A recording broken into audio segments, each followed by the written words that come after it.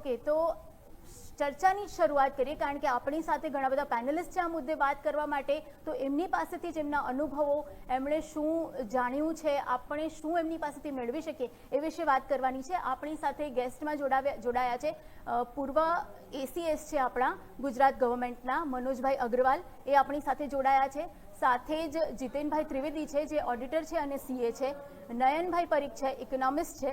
અને સાથે જ અસીમભાઈ મહેતા છે, એ પણ સીએ અને ઇકોનોમી સાથે જોડાયેલા છે. સ્વાગત છે આપ તમામનું સર. આપણી સાથે ઇકોનોમિસ્ટ નયનભાઈ પરીખ પણ જોડાયેલા છે.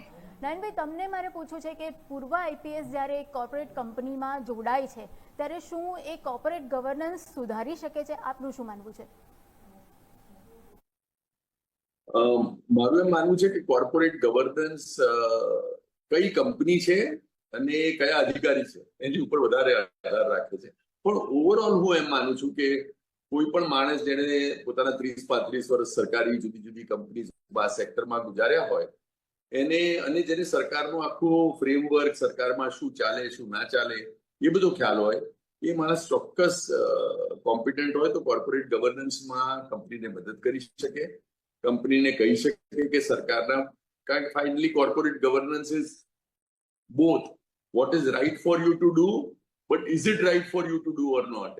તમારા હક્કો શું છે અને હક ઉપરાંત બી આ કરવા જેવું છે કે નહીં, એ બંને બાબતમાં મારા ખ્યાલથી એક રિટાયર્ડ આઈએએસ અધિકારી જેને 35 વર્ષનો સરકારની જુદી જુદા ડિપાર્ટમેન્ટ અને કંપની ચલાવવાનો બહોળો અનુભવ હોય એ ચોક્કસ એ બાબતમાં મદદ કરી શકે.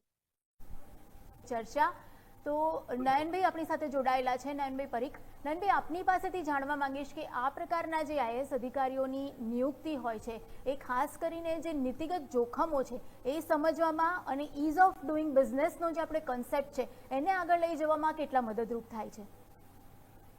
આપણે ત્યાં એમ જુઓ ને તો સરકાર મેજર કન્ઝ્યુમર છે, મેજર સપ્લાયર છે. એક ઇકોનોમીમાં સરકારનું એક બહુ જ જોરદાર અને મોટું પ્રેઝન્સ છે.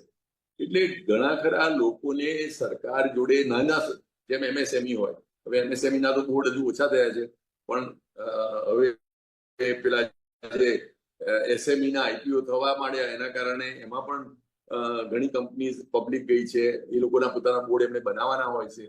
તો એ લોકોને પણ સરકાર પાસે સબસિડી લેવાની હોય, સરકાર પાસેથી કોઈ લોન લીધી હોય એમાંથી કંઈક બીજું મેળવવાનું હોય, એટલે એ લોકોને પણ જરૂર પડે. અને મોટી કંપની જે છે એમને તો સરકારની જોડે કંઈ કામ પણ હોય, સરકારના નીતિ વિષયક નિર્ણયો અંગે એમને પરેશ આગોતરી જાણકારી મેળવવાની હોય, સરકાર અત્યારે શું વિચારી રહી છે. તો હવે આમના કોઈ જુનિયર હોય જેને કંઈ કામ કર્યું હોય એના થકી એમને ઇન્ફોર્મલી ખબર પડે કે ભાઈ સરકાર શું વિચારી રહી છે.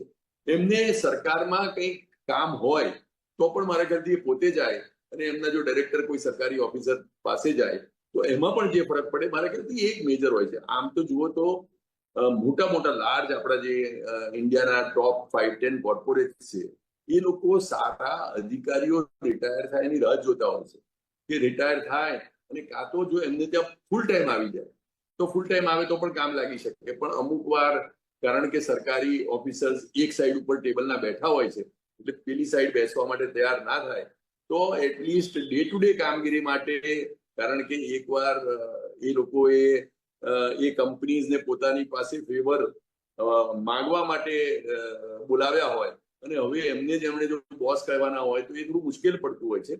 એક્સેપ્ટ કે બહુ જ લાર્જ કંપનીઝ હોય તો હજુ બી એ લોકો જેમ કોઈને એવિએશન હોય તો એવિએશન સેક્રેટરી જેવા રિટાયર થાય કે એવા તરત લઈ લે, પેટ્રોલિયમ સેક્રેટરી હોય તો જેવા પેટ્રોલિયમ સેક્રેટરી થાય, મારો મોટો પેટ્રોકેમિકલનો બિઝનેસ હોય તો હું માનું કે એમને કેવી રીતે હું લઈ આવું. એ જે હોય છે એ ફૂલ ટાઈમ હોય છે અને ફૂલ ટાઈમમાં ઘણીવાર એ લોકોને પણ જોડાવામાં તકલીફ હોય છે, ઈગોના પણ ઇસ્યુઝ હોય છે, સેલ્ફ રિસ્પેક્ટ, બીજું બધું. એટલે એમ્પ્લોઈઝ તરીકે એમની અંડરમાં જોડાવા કરતા એક બોર્ડમાં આવે તો પરિસ્થિતિ થોડી અલગ થાય છે. રોજે રોજ એને કામ કરવાનું નથી અંડર, પણ છતાં પણ એમની સલાહનો, એમના અનુભવનો, એમના નેટવર્કનો ખાસ તો એ લોકો કેટલું જાણે છે એના કરતા એ લોકો કોને જાણે છે એનું જે મહત્વ છે એના કારણે મારા ખ્યાલથી એ કંપનીની મેજર અપેક્ષા હોય છે.